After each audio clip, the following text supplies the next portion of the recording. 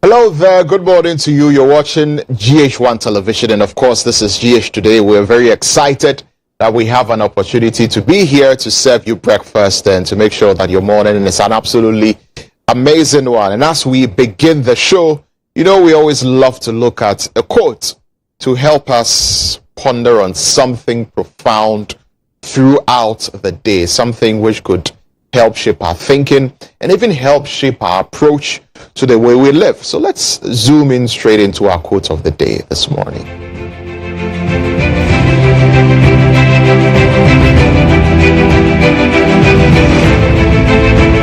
And it says that wisdom is oftentimes nearer when we stop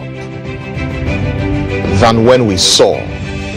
Wisdom is oftentimes nearer when we stop than when we soar. So sometimes instead of a full steam ahead, pushing and pushing and pushing, sometimes you just need to stop and analyze and take a second look. Then you begin to see some things that you had not realized earlier because you were in a rush, right? So that's something for you to think about throughout the day. That's a word, or should I say that's a quote of the day this morning. We'll zoom in straight into our word of the day, of course, like we always do, something to help you improve the way you speak your English. And it's always nice. I always learn a new word to add to my vocabulary so that I can speak better. Let's take a look at it.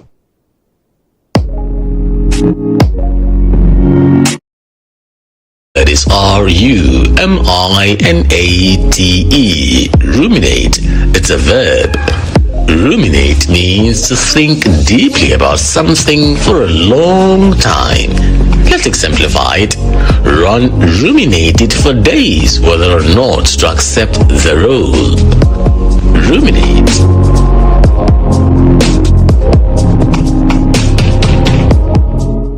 Isn't it? Ruminate. Anyway, from our word of the day, let's zoom in straight into our video of the day.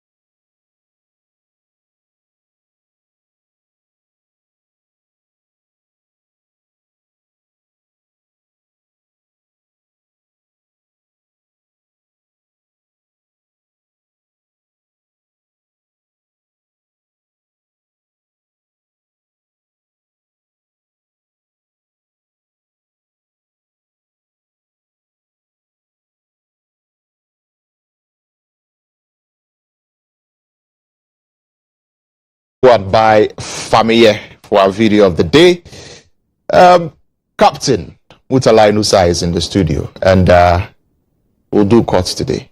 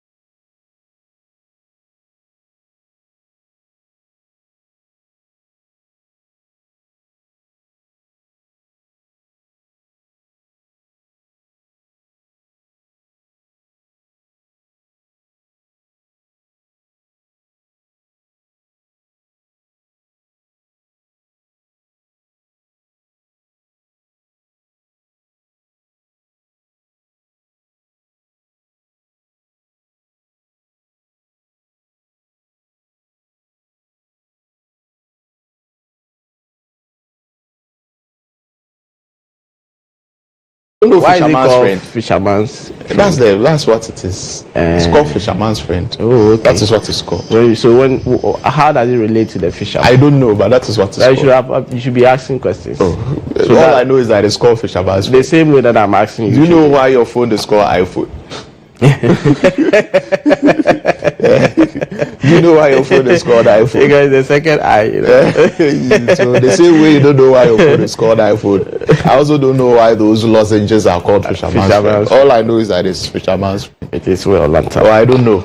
Or maybe you can help us. Do fishermen usually suffer from sore throats because they see and there's a lot of breeze with salt in it and all of that? No, it depends on the field that you are. Like fishermen have their own type of sicknesses, the type of virus that they develop when they go to sea. Farmers on the farm and all of that. I've not been so much closer to those at the sea, and so it'll be very difficult for me to know that sore throat. Isn't your constituency near sea? Yes. Isn't there a beach in your constituency? No, it's closer. I mean, it's closer. There are some associated other stuff that you can also develop from there. So it is well. Thank you very much, Mutalai Nusa. Please go and find out for me, and then come and tell me how to know. Since you are interested, find out for all of us so that we know why it is called. But after you come for fisherman's friend, I surely will. Yes. So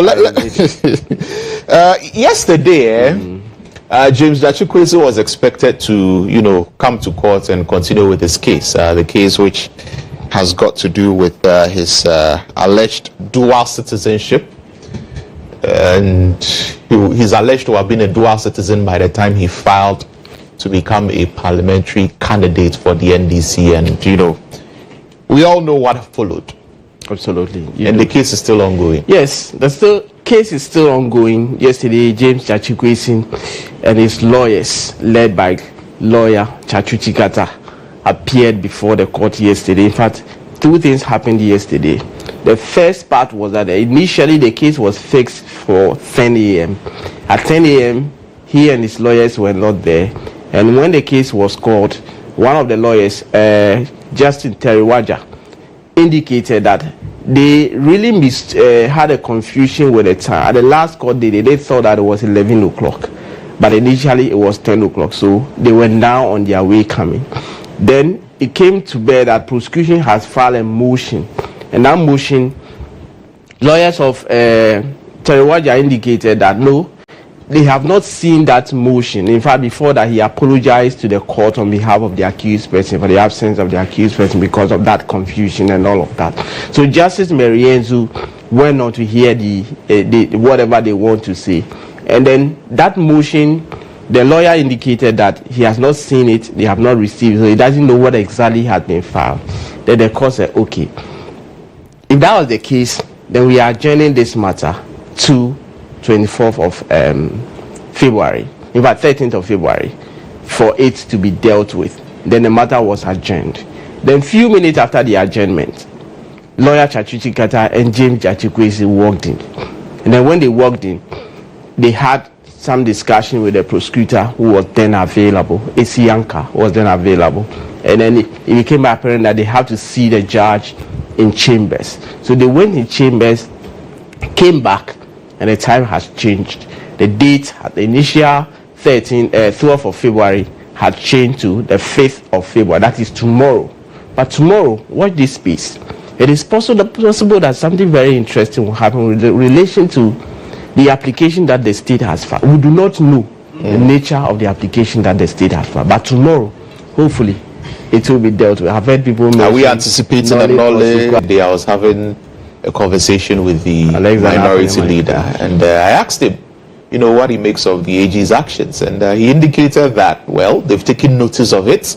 They have their own issues, and so the legal team will look at it, and the appropriate time they will come out. They will come out. There have been a lot of in a position. There have been a lot of conversation about should there be reasons why these cases are being, at least if they are being, give us reasons so that in future we can match them to other things that will happen. But of course, what the law permits is that with respect to knowledge procedure, you do not even need to even say anything. You just have to withdraw. Just come and say, I'm not interested in it. And the accused persons will be discharged. And there we go. But withdrawal and the knowledge procedure, they are two different things altogether.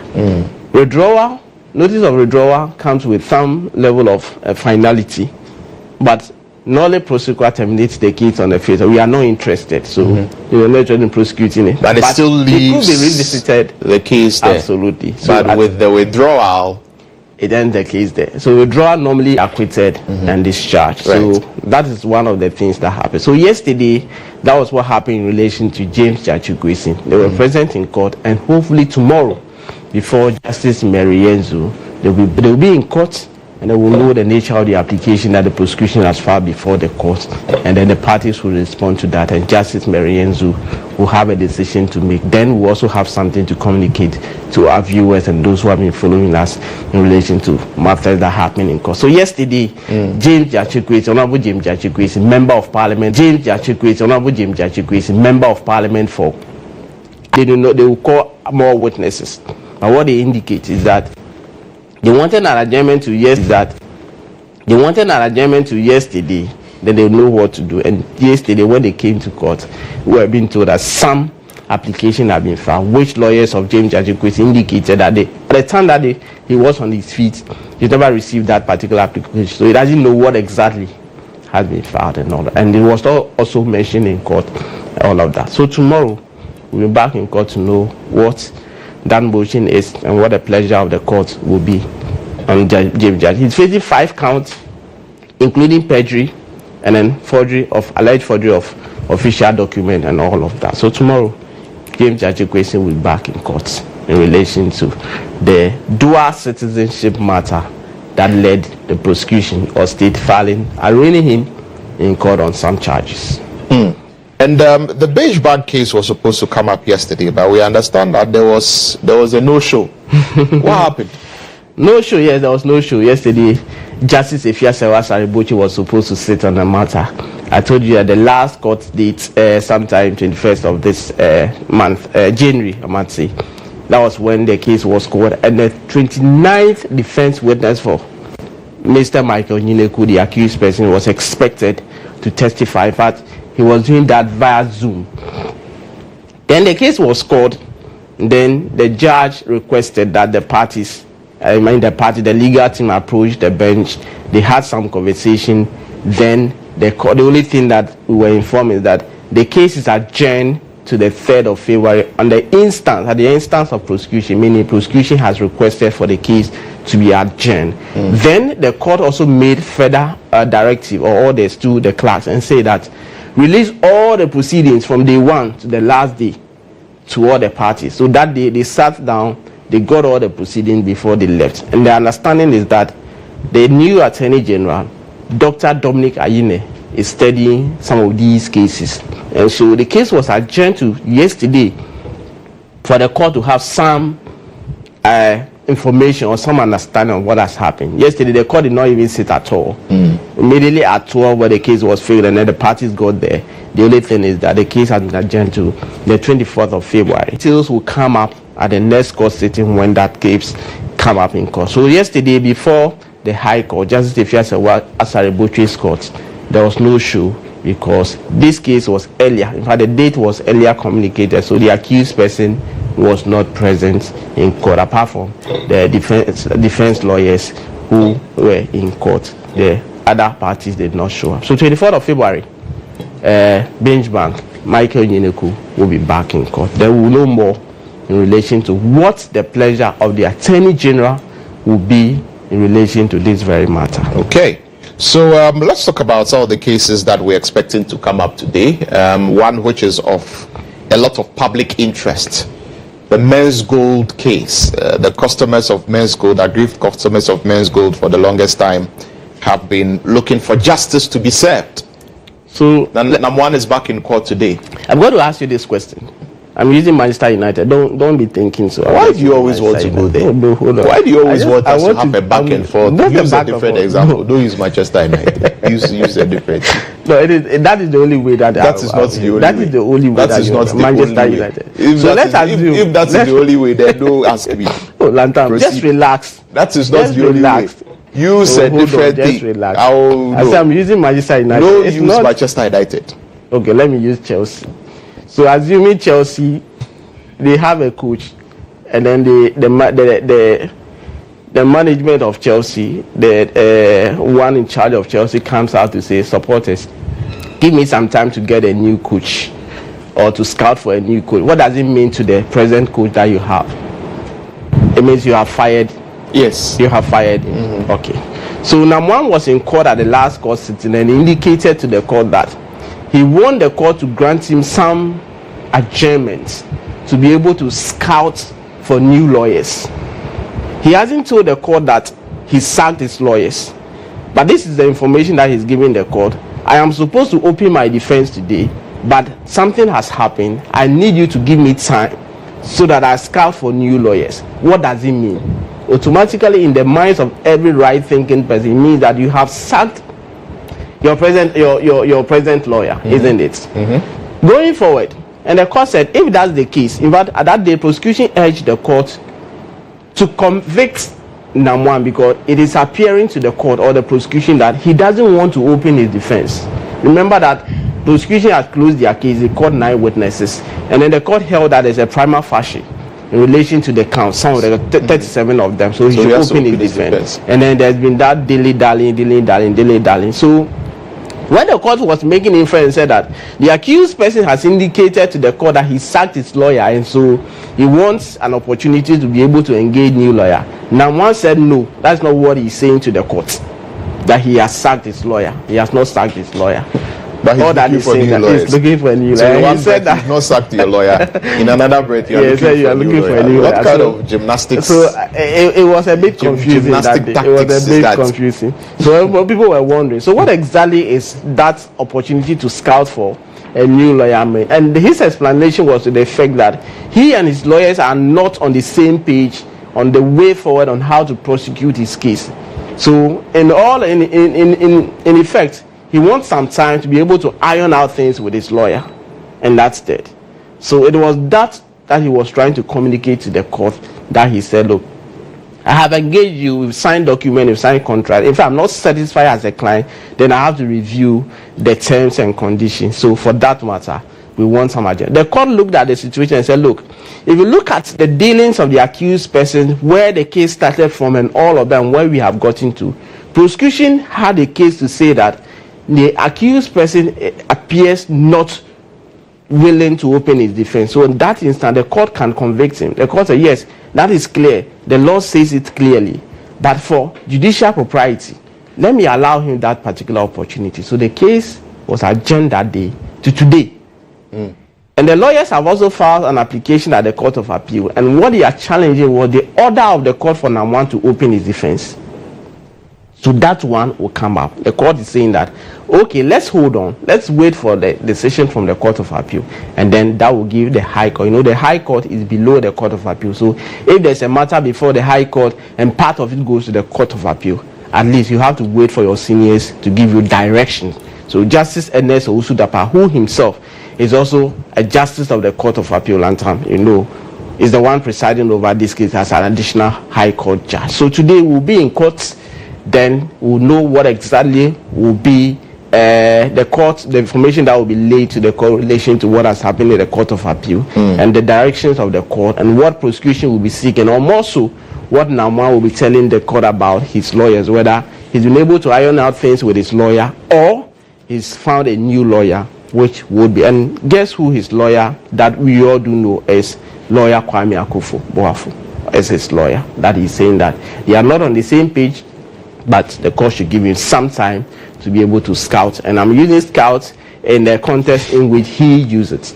Scout for a new lawyer. Okay. Yes. So that is one of the cases that we expect coming up today in court. All right. And Alhaji Collins Dauda is expected back in court today. Yes, the man in white. The man always in white. Yes, as even in Parliament, you've been seeing him in Parliament and he's always wearing white. Yes. I don't know whether he has only white clothes. So at one of the sittings, I asked him, Honorable, you are always in white.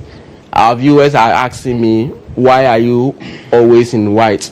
Lantam and Lily have been asking, why are you always in white? And then he said, look, he loves wearing white.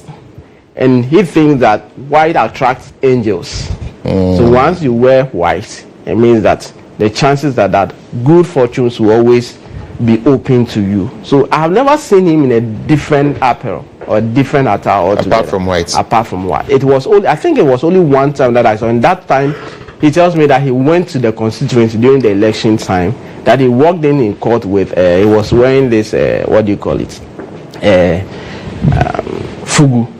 That's how we call it. Yes. Yeah, he was wearing fugu. And that one crowd was even white. So he's a white man.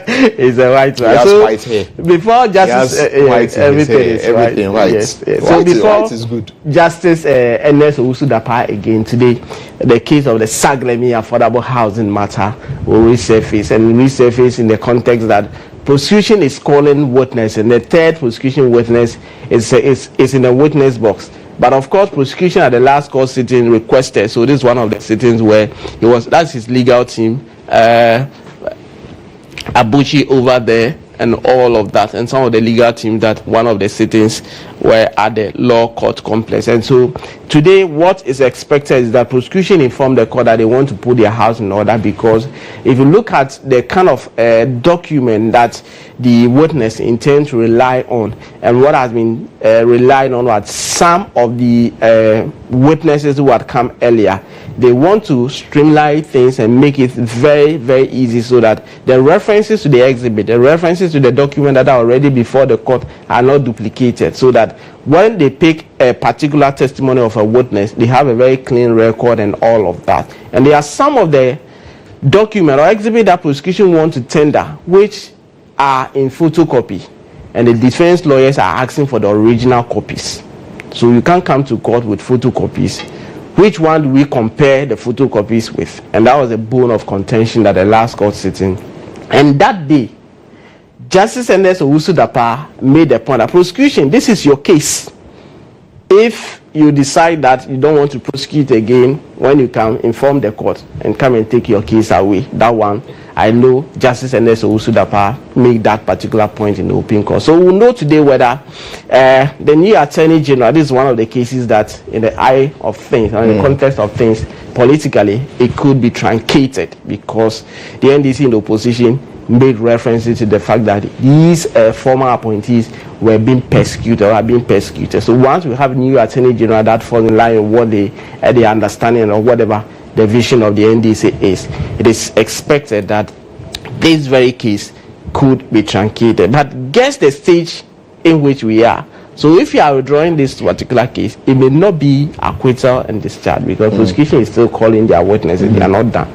Or did they adopt a strategy to allow prosecution to finish calling all their witnesses? That's one. And then after that, we'll know more in the coming day. Well, but no accused person will also want to be going to court and all of that. Now, whatever is in your hands is whatever belongs to you. You want your freedom as early as we'll find out. We'll see. We'll see how it plays out. The affordable housing case is back in court today. All right. And I will know more. All right. Thank you. Thank you very much, as always, Mutala Inusa, for bringing us course today. And All the best to you. No, you wanted to say something. Don't just. Well, I was coming to say come for your after the show. Let's get the fisherman's friend. Yes, so are you sure that's what you wanted to say? That is what I wanted to say. I don't believe so.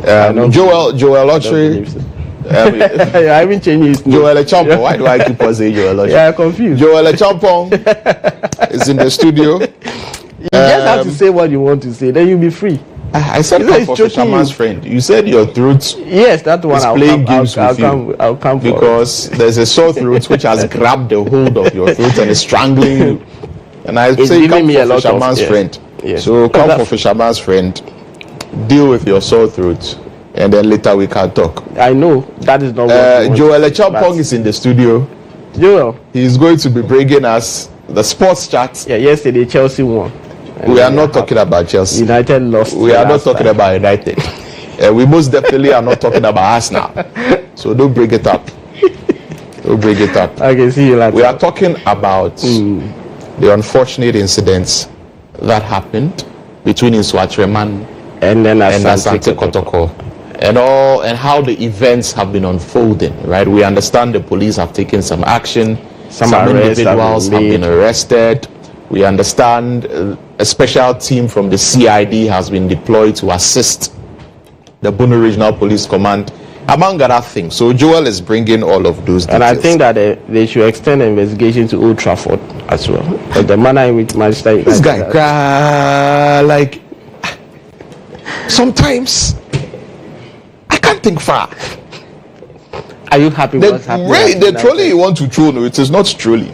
Stop. No, I'm asking you, are you happy with what's happening? The trolley you want to... that's it for courts today. Thank you.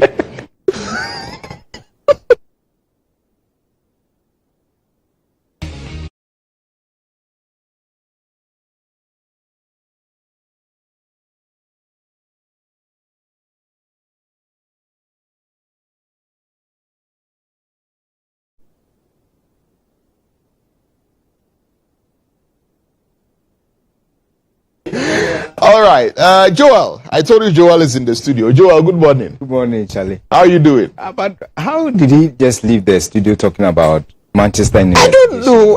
Sometimes I can't think far. I want the throw. They should give me the throw for Arsenal and let me see. Sometimes he wants to. Should we end with the throw? We'll end with the throw. We'll end with the throw. Because sometimes he'll be talking that he wants to go and pass somewhere. Every time he sees me, he wants to come and throw Manchester. Your team, everybody knows that your team, you not win anything. I'm being one to be careful about Arsenal. Why?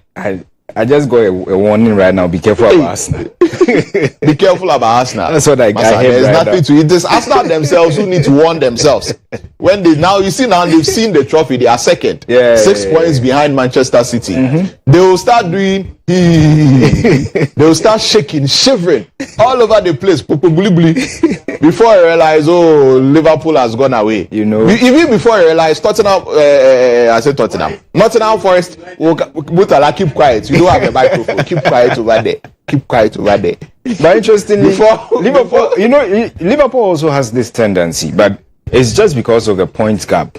They also sometimes leave it. At least Liverpool have proven that they can win the league. Yeah, but they've proven that they can win the league. Liverpool, like Arsenal, I would say Liverpool is better. Proving it. Sure. Before I realize, even Nottingham Forest will come and overtake Arsenal. Nottingham Forest will come and overtake Arsenal. You are sitting there doing pa. Champions League, they will kick you out. Premier League, you will not win. FA Cup, go. Even this community show, you not even get. Lantam. You see the way you are going. Everyone really tells that you are a Man United fan. Manchester United. You are just exhuming. That is not in doubt. You are exhuming pains. It's pains. It's not pains. It's just the way the Arsenal fan Mutala they are getting at you. It's getting on my nerves. All right, Charlie. Let's check out what we have for viewers. We know yesterday the unfortunate incident that happened over the weekend in Nsoatreman, quite not a good spectacle for Ghana football. Yeah. And the loss of life. We're championing the fact that hooliganism is supposed to be eschewed, and we need not to visit these scenes again. Never again is what we are saying. But have lessons been learned? Well, so viewers who are watching, if you don't understand what hooliganism is about, we have a little piece for you. So let's check out this story. When we come back, we'll get to let you in on what has happened so far, the investigations and the names that have come up. Took center stage once again during match day 19 of the Ghana Premier League when a brawl between players and supporters escalated, resulting in the death of a fan. Nana Pole, as he was commonly known, was fatally stabbed by unknown assailants and succumbed to his injuries on his way to the hospital. The victim, identified as Francis Frimpong, was a dedicated supporter of Kumasi Asante Kotoko.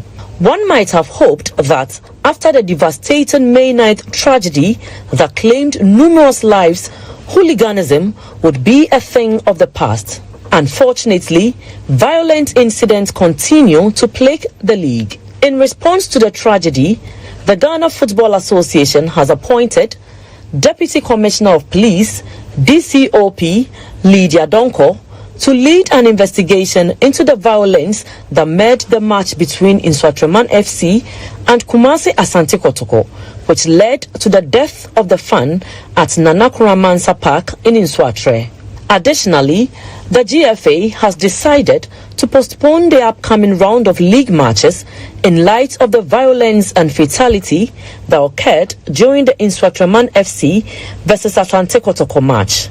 This decision aims to provide space for the GFA to engage with relevant stakeholders and address the implications of the violence.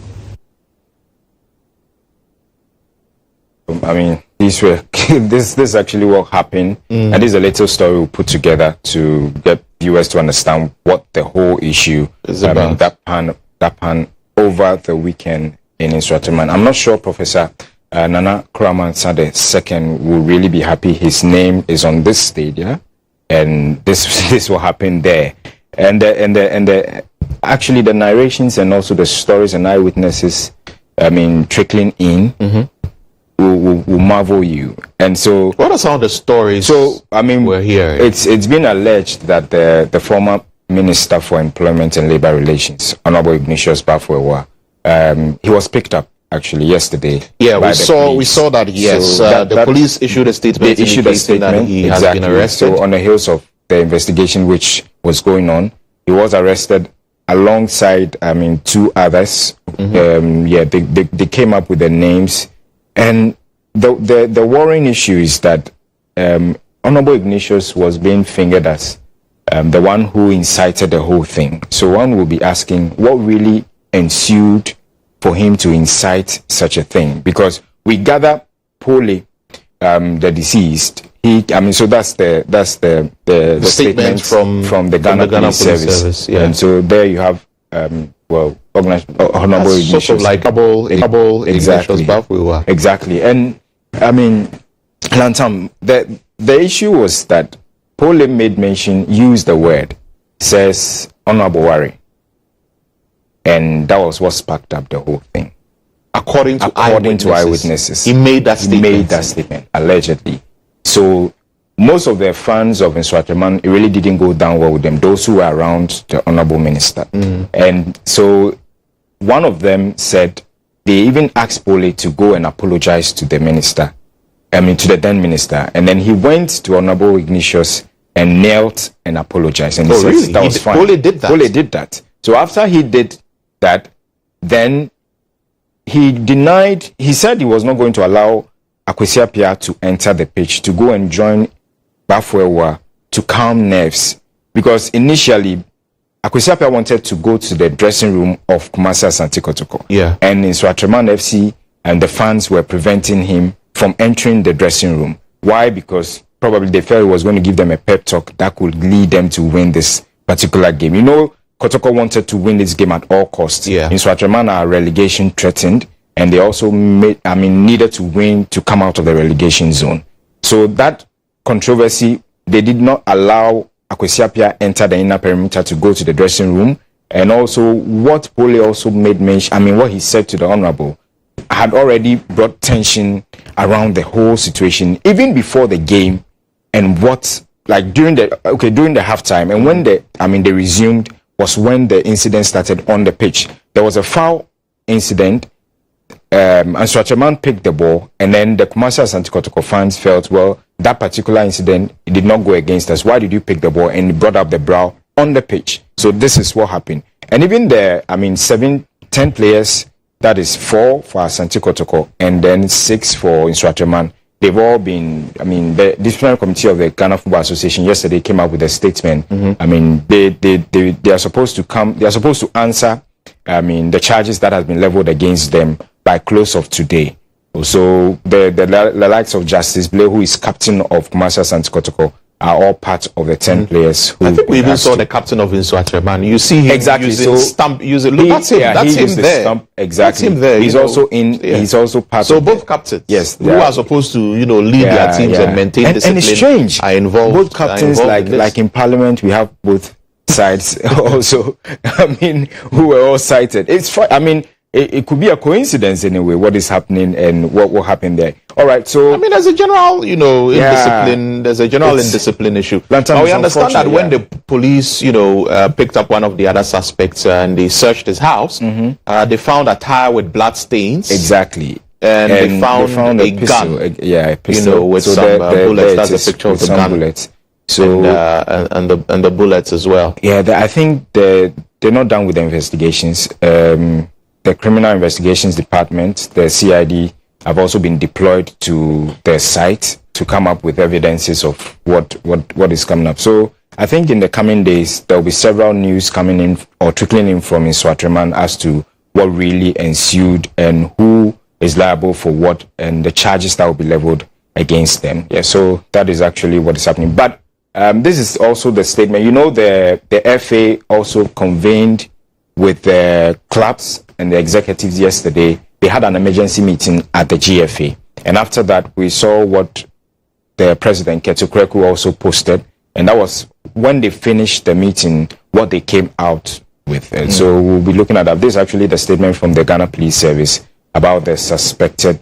So that is it. Will be updating you on that and what really transpired in the aftermath. So let me just run you by the players who've been, who are to face the disciplinary committee of the FA. Stephen Day of Nsoatreman FC, Mohamed Kamara, who is the goalkeeper of Kumasi Asante Kotoko, Justice Blay, that's the captain of Asante Kotoko, Frank Dogbale, who is with Nsoatreman FC, Abdul Rahman Mohamed is also with Nsoatreman FC, Walid Neymar Fuseni is Nsoatreman, and Gibani O'Neill Samba Asante Kotoko, Andrews Intim Menu Asante Kotoko, and Mohamed Isaka, as well as Eric Osei, all both within Nsoatreman FC. So this was the update that came from the GFA. Nsoatreman FC and Kumasi Asante Kotoko, they've both been charged, and Nanakura Mansa Park has been banned indefinitely. And the investigation team arrives in Sunyani. They've already arrived in Sunyani to lead the police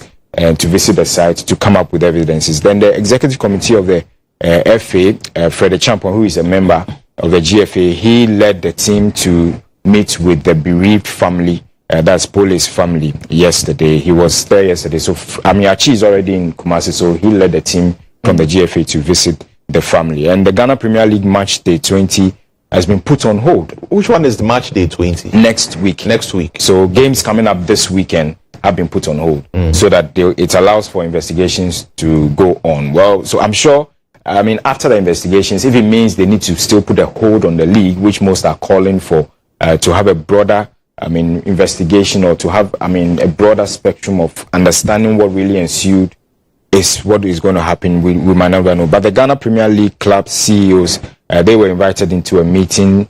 They're going to be meeting on Thursday. That is on the 6th of February. So on Thursday, there's a meeting with all the club CEOs and supporters. Leadership of all the Ghana Premier League clubs have also been invited. They are going to meet on Friday, as well as the Police High Command. We've invited to tackle criminal suspect incident witness at Nsoatreman. So this was the outcome of the emergency meeting at the GFA yesterday. So this is what we should be looking out for.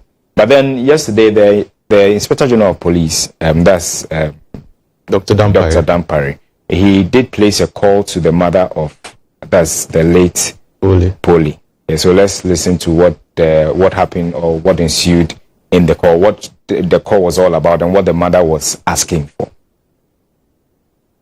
but the Miana, some of them are no crowd that ye. You will call me Bano. You will call me Bano Miano. Woman, many women say, Papa.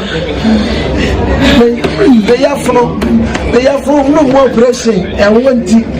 I'm a Benz, a Benz, you call me Basako.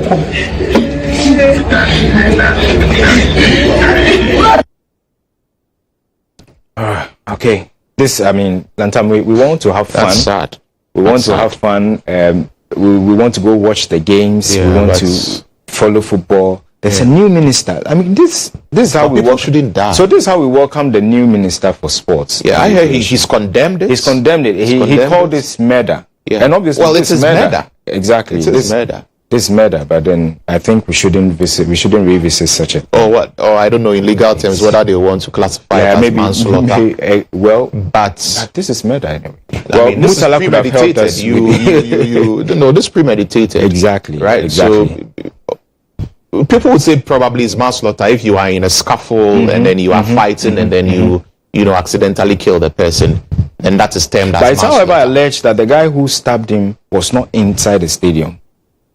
But I mean, the allegations. But it's a guy who stabbed him. So if they were engaged in, altercation, fight, and then they were, having a go at each other, and they were fighting, and through the fight, maybe in self-defense or something like that, then it can be classified as manslaughter. But once he was not engaged in a fight with you, exactly. It's premeditated. You deliberately took out a knife, targeted him, and stabbed him. Because it's been alleged. Bafo asked them to take Pole. He says Pole should move out of the stadium. So whilst he was leaving, was when the attack happened. Was when somebody attacked him. So that is murder. That is murder. It's unfortunate. I mean, Pole, one vociferous fan of Accra Hearts of Oak, and this will really, sorry, I mean, I'm an Accra Hearts of Oak lover, so obviously, well, so that's it for that. But yesterday. It was the deadline when it comes to the transfer window. Remember the winter transfer or the January transfer market when it comes to the English Premier League and Europe. Most clubs signed as late as 11:30, 12 a.m. That was signing. Exactly. People were still signing. Marco Asensio joins Aston Villa. He's going to be there with a former Manchester United player who is also left Man U to join Aston Villa. I'm talking about Marcus Rashford. So Asensio is joining Aston Villa from PSV. So he's joined them. He signed yesterday with them. So that's the update coming in for Aston Villa when it comes to the transfer. So there you have it. Marcus Rashford and Asensio. They're both going to Aston Villa. But who is left? Who is left? Only Bruno Fernandes. Bruno Fernandes is a latter-day saint. He's a latter-day saint, yeah. But he's held the fort, like Captain Bruno. Yes. It's like he's the only one left. Everybody's gone. Unfortunately. It's now the new boys. Let's check out the other clubs also and who is joining the other clubs. Also, this is Nico Gonzalez. He's joining Manchester City. The 23-year-old is from FC Porto. He's joining Manchester City, and he's made some good, marks in the Portuguese league so far. That's why Manchester City and Pep Guardiola decided to go for him, making it 4 signings so far in the winter transfer for Manchester City. All right, let's check out the other clubs also. Ivan Ferguson is also joining West Ham. So yesterday they also played against Chelsea, and unfortunately they lost their Mohamed United. Let's see how he fares the Irish international Ivan Ferguson. And Tottenham Hotspur has Matthias Tel also joining them. Matthias Tel is coming from FC Bayern Munich. He joins Tottenham Hotspur. The young chap is promising enough, and he promises also to bring a lot to the Tottenham Hotspur side. Also, these are the latest signings and the transfer updates so far that came in before the deadline of the winter transfer. And yesterday, as I said, Chelsea, they made a table. They got up a bit. So we'll look at the table and how it stands before we wrap up. 2-1 it ended. One Bissaka was on the score sheet, and as well as Neto for Chelsea. They won by 2-1 over West Ham United. Quickly, let's see how the table looks like before we wrap up. Liverpool are still lying on top leading with 6 points. Arsenal lie fourth with 43 points. Despite the win yesterday, they still have placed fourth. And Manchester City are looking good in fifth place despite the issues and the struggles 41 points apiece, interestingly, with Newcastle United. How is the weekend going to go? Like, our league here in Ghana is on hold, so we'll not be having anything to really. So we'll be monitoring this one and we'll see how it all goes. But let's check out the Arsenal thing before we go. I said I wanted to. Where is Mutala? I wanted Mutala to watch this. Where is he? Despite the warning I was giving. Where is Mutala? Somebody should call. I was being told to be careful about Arsenal. Call this Mutala. This is what happened. Call Mutala. Call him. Call him. You should come and see. Mutala is watching. Come and see. You please put this on the screen for viewers to see better, so they understand. I'm still hearing watch yourself. So this was what happened in the 2023-24 league season. Yeah, Manchester City won it. And they were still drinking champagne. Arsenal was celebrating as if they've won the league. Meanwhile, you were second. And it's happening again. This Liverpool is on top, and Arsenal is still celebrating. Exactly. Someone said, "Where were you?" They said I should ask you, where were you? Where was who? Manchester United. We are there. Don't worry. We won. We grew tired of winning the league, so we wanted to give the chance to other teams like Leicester City and Liverpool. I like that consolation. And Manchester City and go to win some. When we are ready, we'll come back. Don't worry. Don't worry at all. So on that ready note, and they're coming back. That's how we wrap up the sports here. But we've got a lot of sports update coming up later on GHOne in the afternoon, and also at 1 p.m. the game. Monica and Benghazi will bring you the game at 1 p.m. Yeah. All right. Thank you very much, Mr. Joel Echampong, for bringing us the latest in sports. And I've got some news for you. Are you looking to study abroad? No. Oh, I'll rather prefer to do a lot here. If you know somebody who is looking to study abroad, I was come to give you free scholarship. You say you don't want to go. No, bring the scholarship. I'll give it to the person. I'll give you. If you are looking to study abroad in countries like the UK, the US, Australia, and Germany, with packages for full or partially funded scholarships and low tuition fees deposit, among others, Century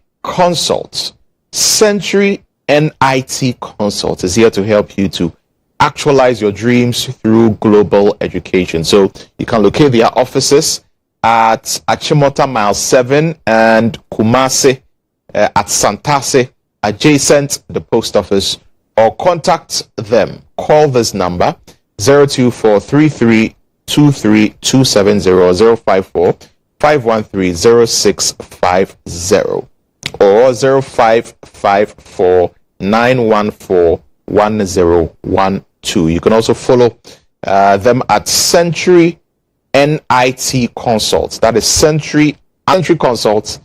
Learn to travel and travel to learn. Stay tuned. We'll be right back.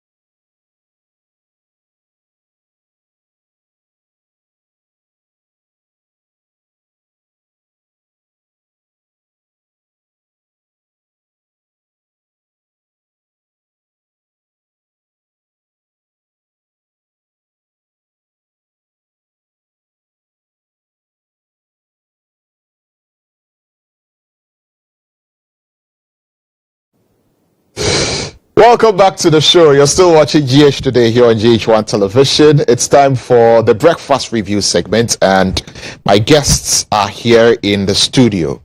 And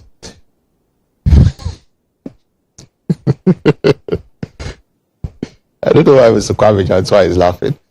Mr. Kwame Jantwa is in the studio. Mr. Kwame Jantwa, good morning to you. Morning. Mr. Jantwa, I love your smoke. It's very nice. Thank you. Lantam, It's very nice. What happened? Good morning to our viewers. The Good morning viewers to our viewers. What happened to your hair? That fine hair you showed last week, what happened to it?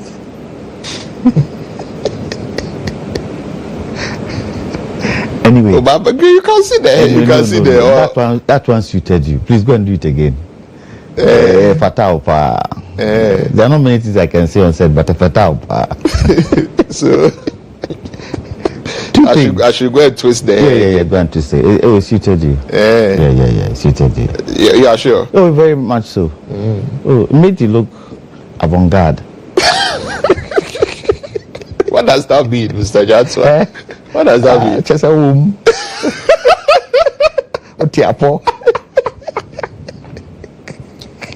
Anyway, You see, that hairstyle, it comes with money. You see, when you do that hairstyle, you have to have money. So that was trial error or something. You see, I thought I was going to get, but the money hasn't come yet. I'm still waiting for God to bless me with plenty money. Then I will do it again. Two things. One is a pet complaint. The other is your fisherman's friend. Yeah. Yeah.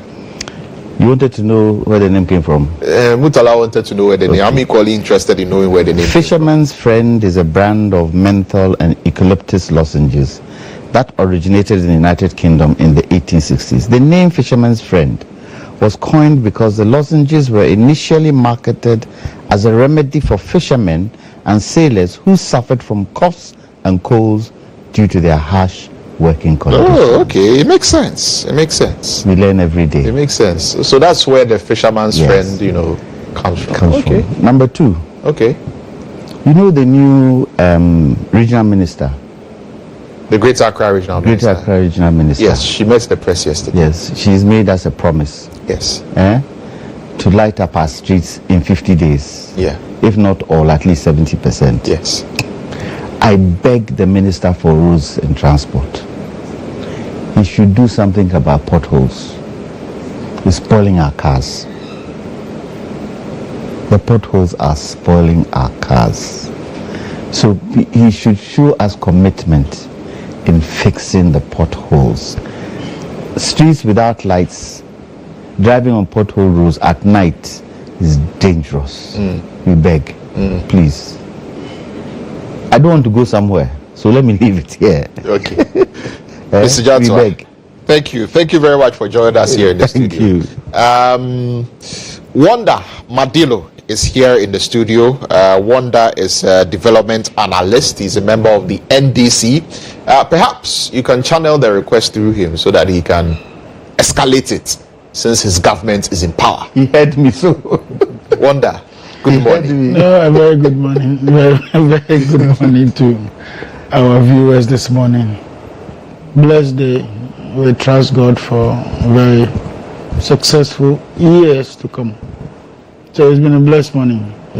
On the bit about lighting up the streets of Accra, I think it's in everybody's interest that governments, do the needful, because I get angry when I don't see street lights because I'm a night person. I'm always getting home like 1, 2 a.m. and sometimes the streets. And what is annoying is that we've been paying for street light levies since I was born.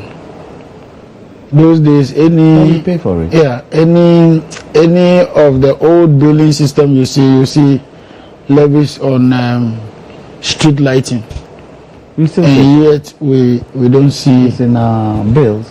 Yeah, and yet we don't see our streets properly lighted. And I think that we need a dedicated team. It shouldn't just be left to whether it's ECG or Ministry of Energy to be doing this. I think that it will be good. National Road Safety Commission will collaborate with a body or just an entity that ensures that these things are done. Because what is annoying is that sometimes when there are a lot of calls, it's fixed. After a while, all is gone off. Yeah. And then you see as if there's some deliberate attempt to do them. And then people go to steal cables, the lighting system itself is missing and all, especially on the motorway. It comes on 3 months later, everything is off again. It doesn't come at all. I don't remember the last time I saw any street lights on the motorway. Yeah, so that's a real concern. Not only in the motorway, the motorway is actually the N1 stretch. From Takrady all the way to Accra, all the way to Aflao, it's still the N1.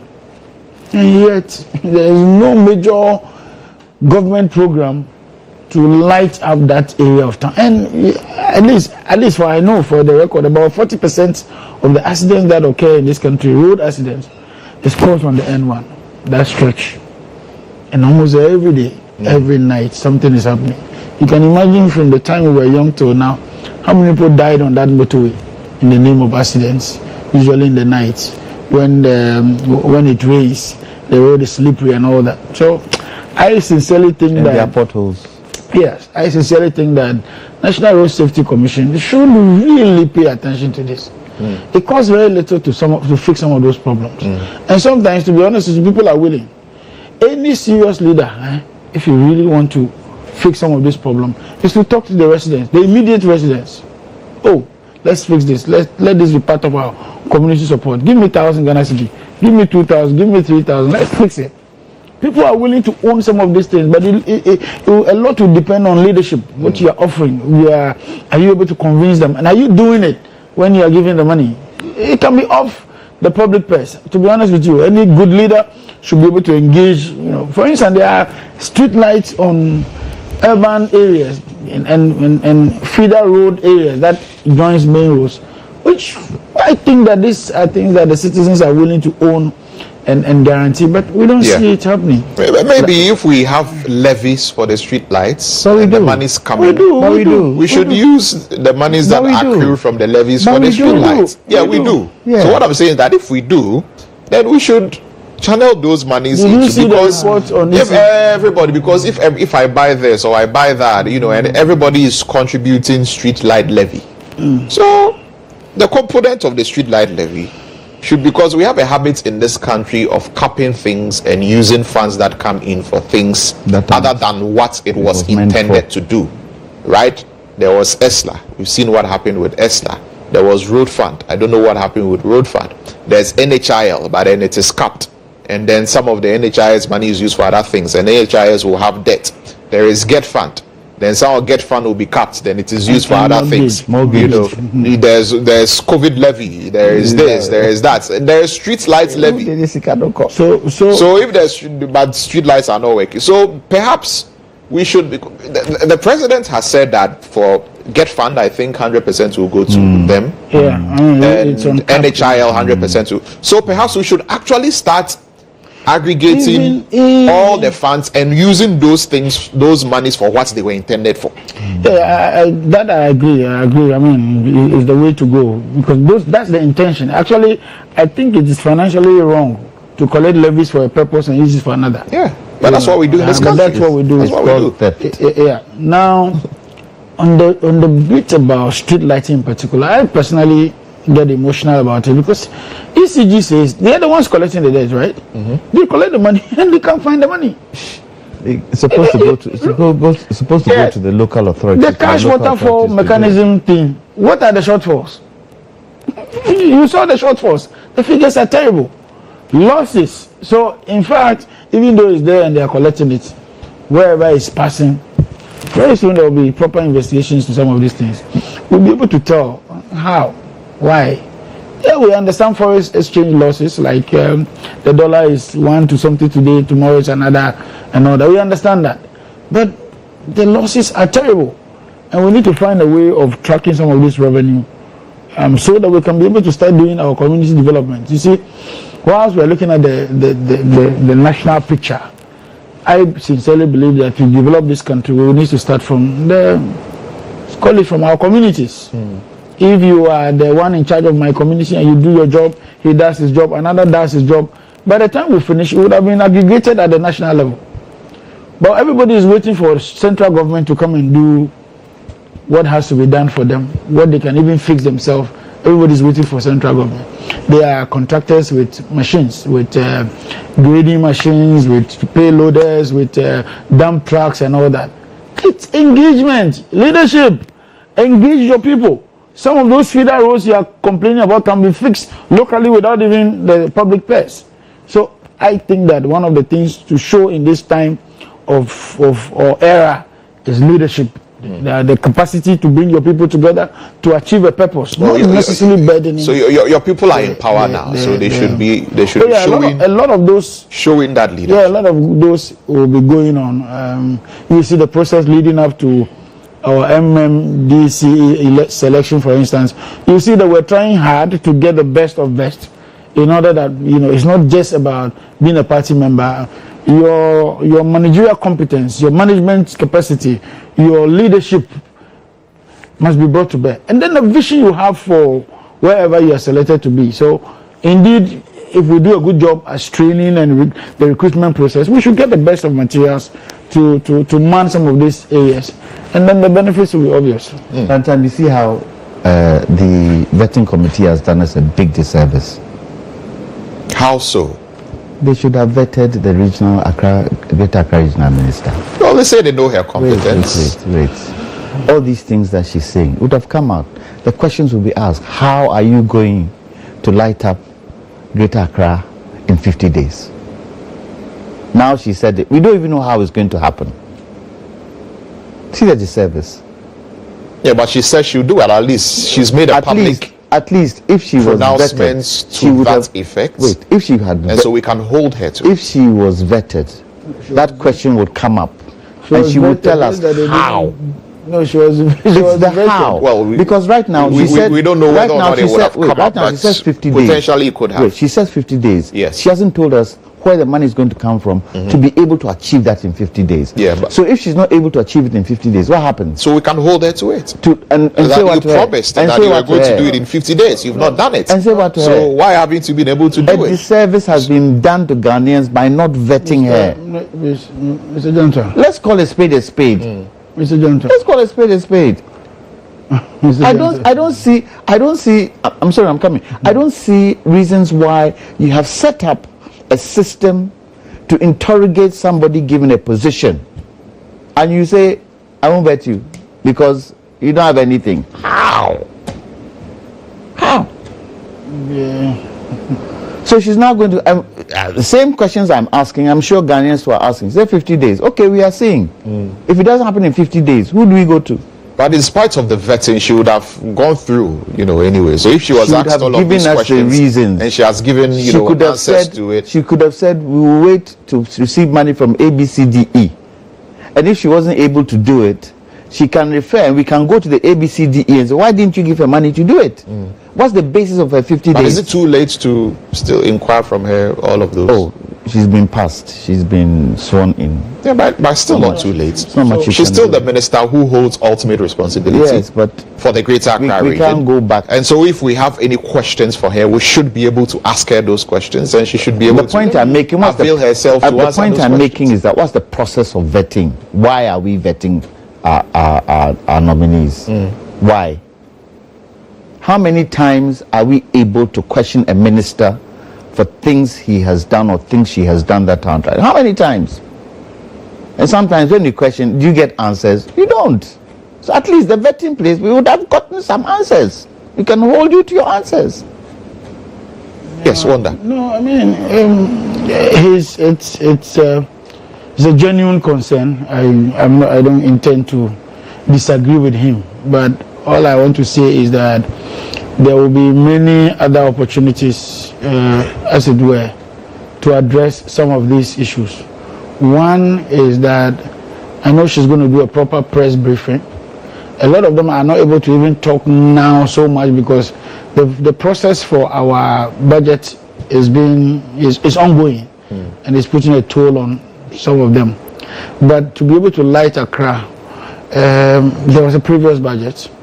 There are companies that make donations. Ministry of Energy makes provisions for lighting, street lighting. So I'm pretty sure she's aware of what is in the store in the stores of Ministry of Energy and that for the region and all that. And we also have in our manifesto beautification also of the capital cities.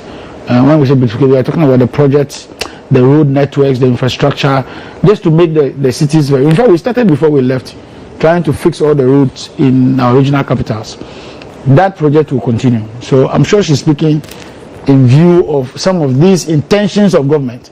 Certainly, it will come up in the budget, and when appropriation is made, some of these things can be addressed. Well, and the media is also there to get some of this information. It's unfortunate, yes, she didn't go through the full vetting, question and answer sections, but Parliament is the law on their own, so we'll take it like that. Well, we want to see the street lights working, and so Parliament is there to serve the people. They can be a law upon themselves, but they are there to serve the people. They are not there on their own. And speaking of Parliament, we know that some 4 MPs have been suspended from Parliament, and it's something that the minority in Parliament disagrees with, especially the 3 on their side. Yesterday I had a conversation with Honorable Afenyomakin on State of Affairs, and he indicated that there are some engagements going on. He had requested to speak to Mr. Speaker. There are engagements going on, and so today we are going to see how all of that is going to play out on the floor of Parliament. But they've made their position quite clear that they disagree with the Speaker of Parliament as regards suspending these MPs. Some of them have gone as far to say that the Speaker really doesn't even have the right or the powers to suspend these 4 MPs. And all of this is coming because of the scuffle that ensued on Thursday because there were disagreements over the vetting process where the MPP felt that proper agreements were not made to vet certain nominees that the NDC side wanted to push through. And because of that, they disrupted the vetting process, they stopped the vetting process. It turned into MLE. Property to Parliament or property of Parliament was destroyed, among other things. Eventually, the Speaker has decided that he's going to take action. A 7-member committee set up to investigate it. And then 4 members of Parliament, 3 on the MPP side, 1 on the NDC side, suspended. But the minority disagrees. Mr. Jantua, let me begin with you on this one. Would you expect the Speaker to stand his ground with regard to insisting that these 4 MPs be suspended, or should he be listening to the minority and reconsider his decision? The Speaker has responsibility, doesn't he? And he is suspended in lieu of a committee. A committee going to do what? Investigate the situation. What we saw on the silver screen was abysmal, was ludicrous, and was indiscipline in the highest order. Let me go to the standing orders. 36. There's 37, there's 30, 36 and 37. When this whole thing started, I'm not sure that I said it on this platform or another platform, that the Speaker should refer this to the Privileges Committee, and if they are found guilty, they should be suspended. But the Speaker took the sail out of my wings and went straight ahead and suspended in lieu of a committee looking at it. Now, when you go to 37 of the standing orders, the new standing orders, I quote, it says, Officer of Parliament in contempt or breach. 37.1.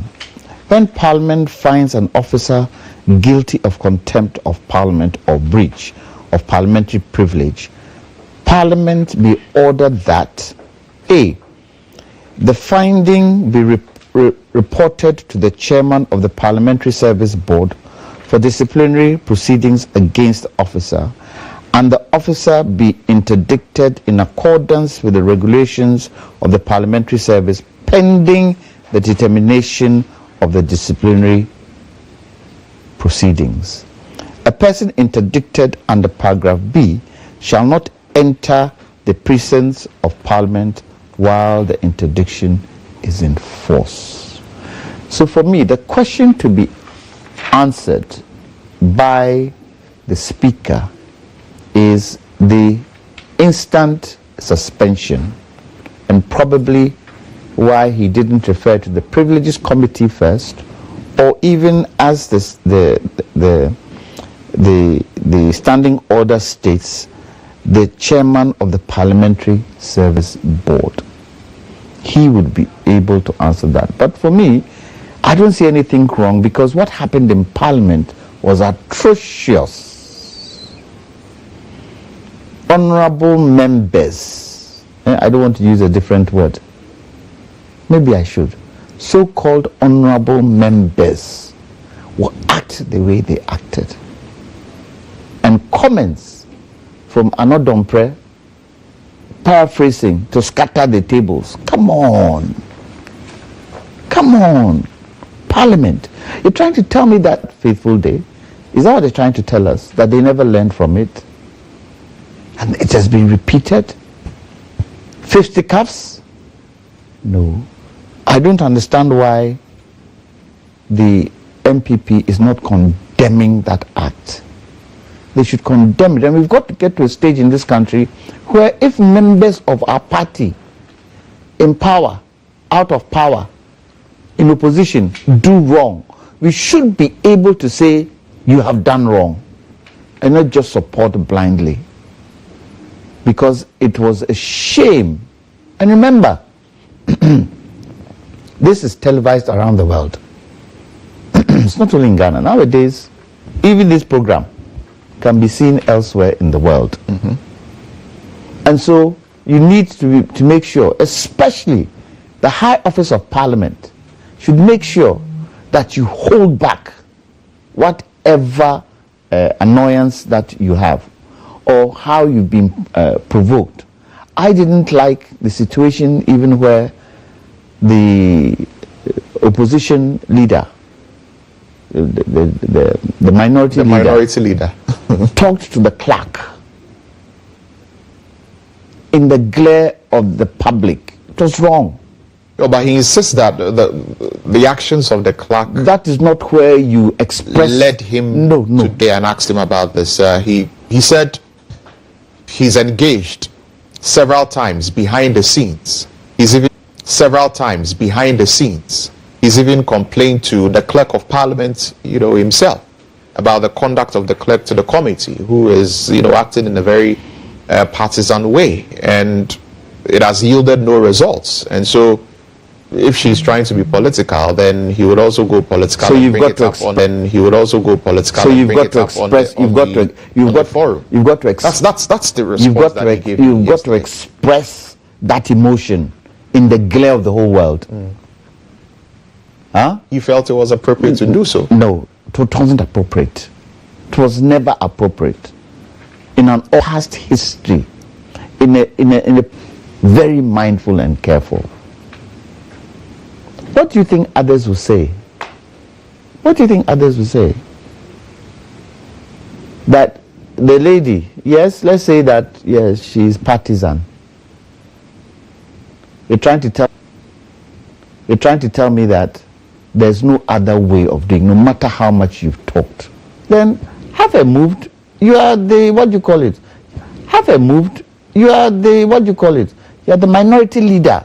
You are the minority leader. You have some power in Parliament. Who handles the clerks? Is it the chief clerk?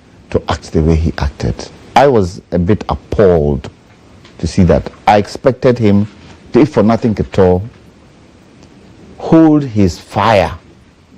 And the way he's been conducting himself in Parliament in terms of... In the studio now is former PRO for the Ministry of... How are you? Doing well. You are welcome, finally, that you are here. Yeah, sure. But let me come to Wonder now and bring you into the conversation.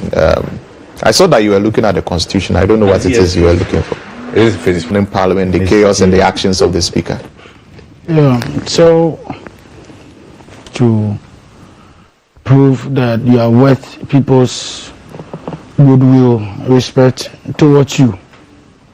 And I think that consistently under the 8th Parliament, trying to spill over to the 9th Parliament, we have seen some very disturbing conduct from people who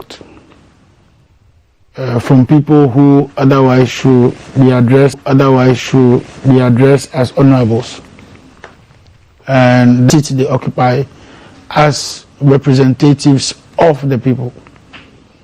They themselves have misconducted themselves, and I think it's something we should call them out and for some reprimand. Be that as it may, the Speaker is just exercising his powers as a Speaker. Any committee of Parliament sitting carries the full powers of the Speaker's office. And so I've had arguments of people say that stuff. We can't go into all those details. What is condemnable is condemnable. What is wrong is wrong. It doesn't matter the twist we put on it. Now, would it be nicer that such an event has come to the attention of the Speaker? That stuff, so he shouldn't act. I think that in all fairness, the Speaker is only acting in good faith. He was wrong, should have listened to them and all that. We can hear all that. But what about the damage that is done to the image? Legality of what has been was occasioned by this parliamentarians as well. What is good for the goose must equally be good for the gander. So if you want to be respected, you want to is that Parliament on the day has been reduced to some image we do not want to see again, and sanctions or no sanction. I think the sanction was even both ends. It was both NDC. The sanction was even both ends. It was both NDC and MPP. So we cannot even politicize. 3 NPP, 1 NDC. Yeah, because for the events surrounding the issues, I'm sure that's the briefing the Speaker had. Don't forget the clerk was also around. The cameras were on. We all saw what happened and all that. It's not even the numbers, whether it's 10 from here and 1 from there.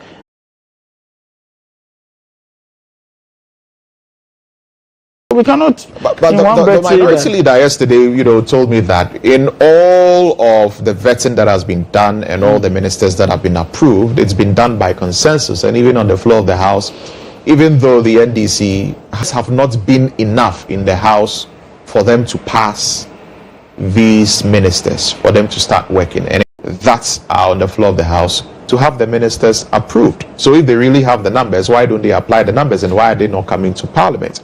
He mentioned the last time that they passed the last batch of ministers, the NDC side had only 104 members, in the chamber, and they on the minority side had to add to their numbers before they were able to take a decision on passing the ministers. No, that's why I'm saying. That's why I talked about some level. And it's all been by consensus.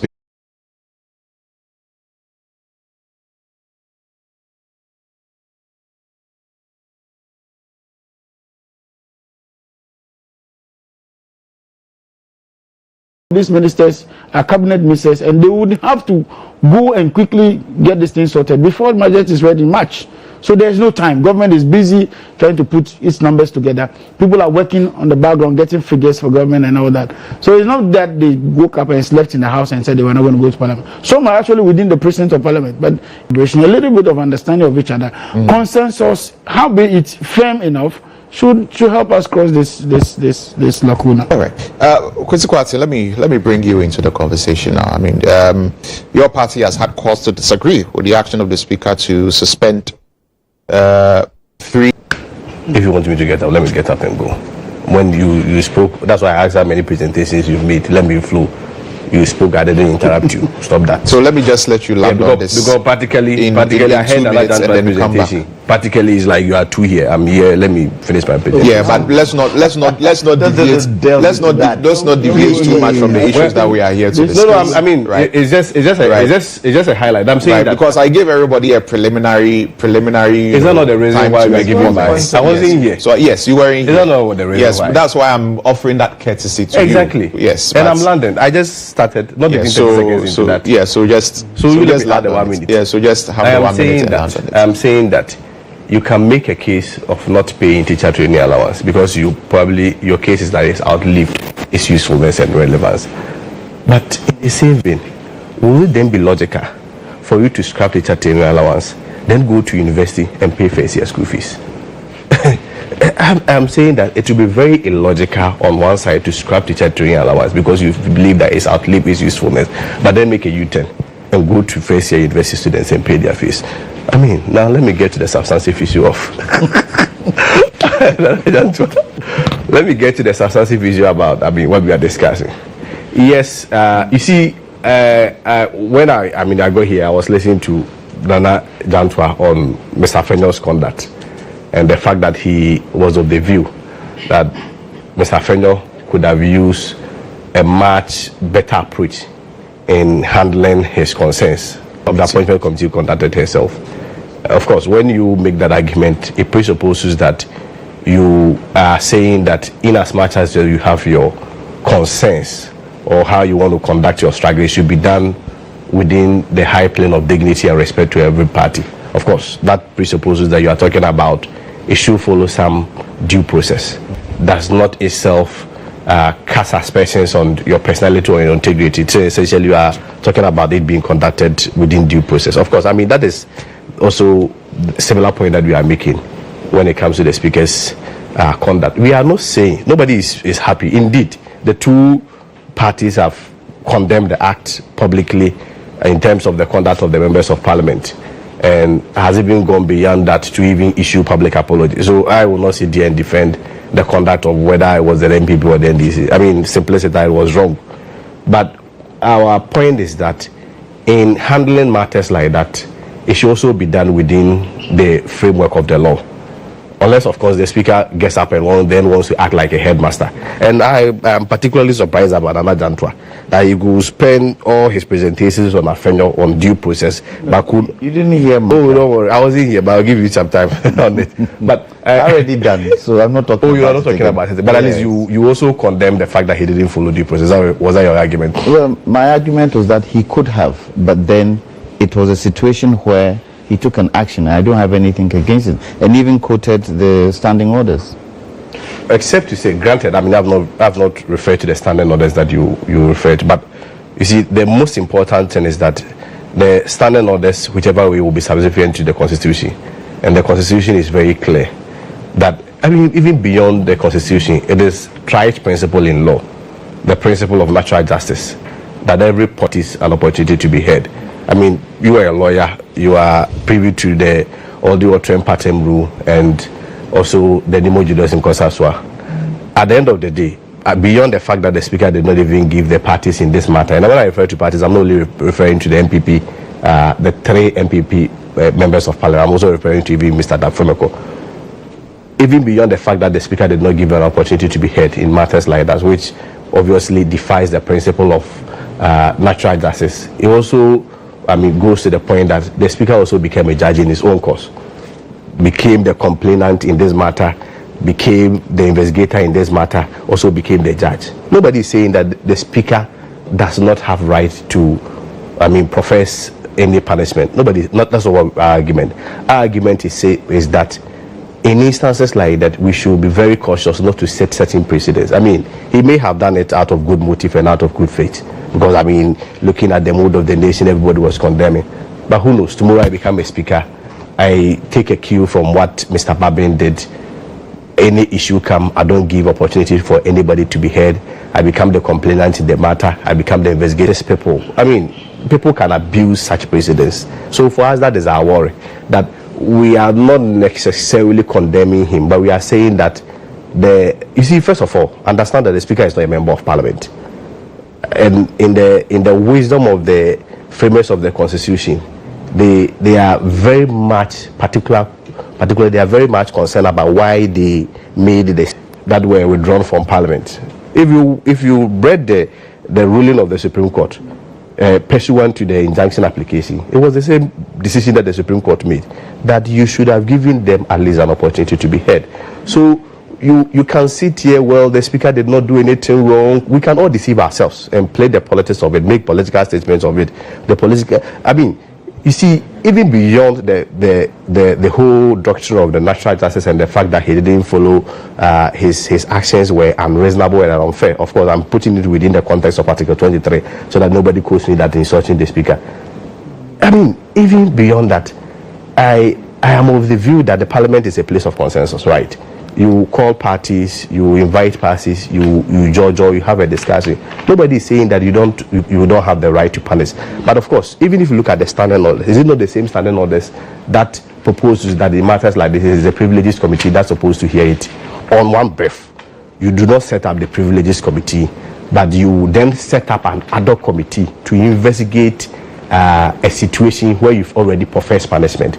So that committee does their work. They come out with their findings. Are you then going to punish this? It has to be referred to the Privileges Committee. I am aware, and we are all aware, yes, that indeed the Privileges Committee has not been set up. But what also prevented the Speaker for using such an opportunity to establish or set up the Privileges Committee, so that the Privileges Committee could have used the opportunity of this issue to investigate, then make recommendations on the floor of Parliament, or whatever recommendation is then read on the floor of Parliament. So you don't get it, unless of course the argument is that the ad hoc committee that has been set up, when they bring their recommendations, the Speaker would then apply retrospectively after already punishing them. So the point is that we can all sit here, make our political statement. Of course, like lawyers always do, you mostly make a position and then justify it in this crowd or checking into the just anything where they can just intimidate us. I'm just making a quick comment on the clerk issue. I have heard other arguments and commentaries that she is a woman and that Mr. Fenner should have dealt with. Our laws are not gender sensitive.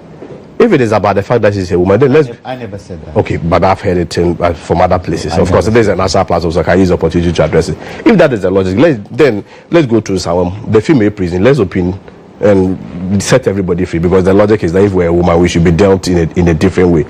Nobody, you see, in as much as you may have problem or question the confrontation by Mr. Marken. But she's not been engaged in anything that is deemed criminal, right? But she's just been accused of acting in a partisan manner. And even one side of the